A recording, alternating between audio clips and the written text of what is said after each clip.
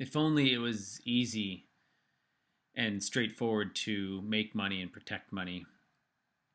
And I'm seeing a lot more of people saying buy and hold works again. I'm seeing a lot more people wanting to get back into trading and day trading, people that have no business getting into trading and day trading and options and futures. And it's really interesting how people's behavior follows the direction of price.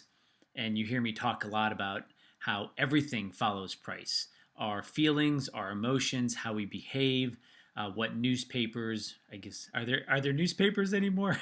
How news media talks about the markets based on what the prices are, opinions. Everything is a derivative or a result of what the price is. Did the price go up today? Then the news is positive. Did the price go down today? Then the news is negative. Opinions are negative. Emotions are negative. And I want to talk this week in my podcast about gold because gold is in one of my main three strategies. I have three strategies that I teach people. For anyone who says, no, RC, you really have four. The fourth one was brought in about 7 years ago to allow people to actually implement the first three because I found out the first three were too intolerable alone. So I added a fourth to make it easier to implement the first three. Not that everyone has to implement all four. So one of my strategies has people owning gold. And I want to talk about gold with you because gold has put people through a pretty emotional ride, painful ride over the last 9 months. And I think we should talk about that today. So I have one chart to share with you. And I'll give you an update on something that I've been working on for quite some time. And it looks like I might be finally finishing it up this weekend or next. But first, let's get to the one chart I want to talk about. And before I get to that chart, I just want to point out my thought of the week really is, will gold's correction be too painful to survive? And this got me thinking, if a strategy works, but no one's willing to or able to follow it, then is it an effective strategy? And my answer is no, it's not, because strategies that only work in weekend workshops or with a whole team of coaches and advisors and therapists around is not a strategy that you can hold for long term. And I've been looking at the one strategy and seeing how I can adjust it, as I'm always looking to adjust my strategies. And that would be the LTEC strategy. But what I want to do before I get to any of that, which I'll probably talk about next week, is to look at the price of gold. Now, I'm not going to look at the price of gold specifically. I'm going to look at the price of precious metal mining stocks, which is the price chart on the screen here. And if you see there's some black lines, I'm going to be adding some red lines above those black lines. But let me describe what all those lines are. So this first line at the bottom, that's basically GDX's 2008 low. When everything was imploding and going to zero, GDX hit about $15. I'm rounding here. So that's at the very bottom. At the very top, that's GDX hitting its lifetime high, which was about 2 years ago, and let's just call that $65. And then we have two more lines almost right next to each other. That's the current resistance that GDX needs to get over. The reason I'm using GDX is because if anyone has precious metal mining shares, really the sector or the price chart that they need to understand the most is GDX, because that's what they can buy and trade. So those two lines parallel to each other are the intraday and the closing price of that resistance point right there. And we'll call that resistance point about $31. And so far there have been 4 attempts, we call it 5 attempts to break that $31, and 5 attempts have failed so far. And then the last line on this chart is a horizontal or a diagonal line. I guess it's not horizontal, it's diagonal. That is trending up, that is connecting the lows from June 26th till today. Now, the reason I have GDX in here and not gold is because if I'm right, and if gold bottomed on June 27th and GDX bottomed on June 26th, and moving forward over the next 5 or 6 years, then that means precious metal mining stocks will outperform gold. Not every week, not every month, not every quarter, but over that 5 and 6 year period, it's the precious metal mining stocks that are going to outperform gold. But here's the thing, none of this matters if the strategy is designed in a way that people cannot tolerate and they won't just be able to implement it. Then it doesn't matter. So we've got some support here with that diagonal line trending up, and it closed Friday, bouncing right off that. The general rule is when people don't want to hold a sector or a stock or an asset class going into the weekend, it closes down on that Friday. And even though this week was a pretty painful week for anything that to do with precious metal mining, it actually didn't close down on Friday. It closed up about 1.5%. Again, I'm rounding. So, what to do? I mean, what to do if this is too painful? The first thing I'd say is if owning the mining stocks is too volatile for you, then move them out of precious metal mining and move them back into gold. You can use a gold ETF to do that, and you'll have much, much less volatility in your portfolio. If the market falls with precious metal mining, gold will still fall, but again, the volatility will be much less.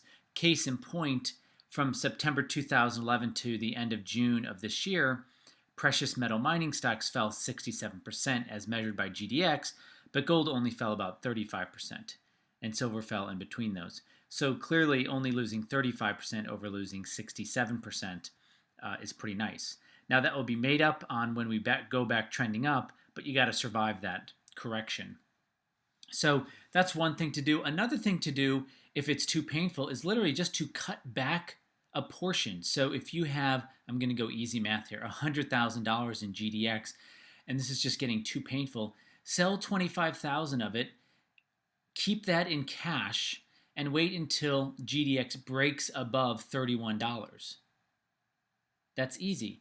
And then a month later, if it's still too painful, sell another 25% or 25,000 or whatever 25% is. The next 25% going with the original number, and wait until it breaks above $31 because this is a pretty strong resistance point here. I mean, it's being resisted once here, twice here, 3 times here, 4 times here, 5 times here. So that's a strong resistance point that once it breaks it, it's going to move up. Plus, you had the April collapse in gold. That event's happening right around this resistance. So those are 2 things you can do to help you survive this correction. I would not go straight to cash or 100% to cash because it's so hard to get back in, whether GDX or gold falls lower or breaks back up. So those are 2 things you can do. As I mentioned before I talked about this chart, I've been working the last couple months on looking at a probability indicator for gold.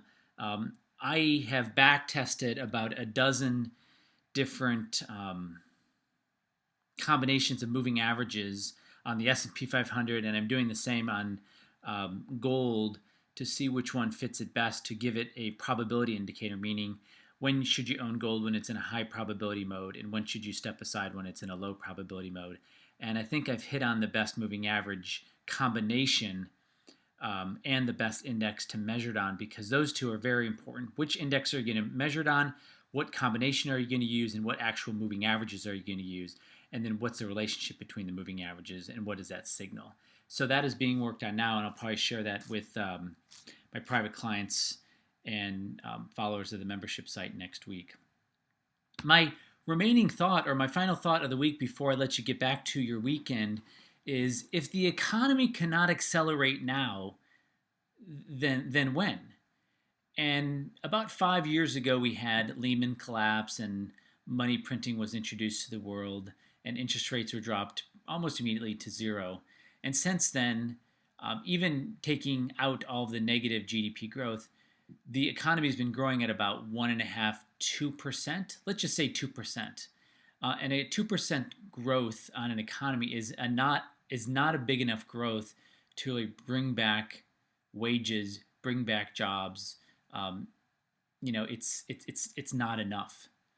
And so the question is, if the economy is not going to start accelerating in the next few quarters, then what's going to happen?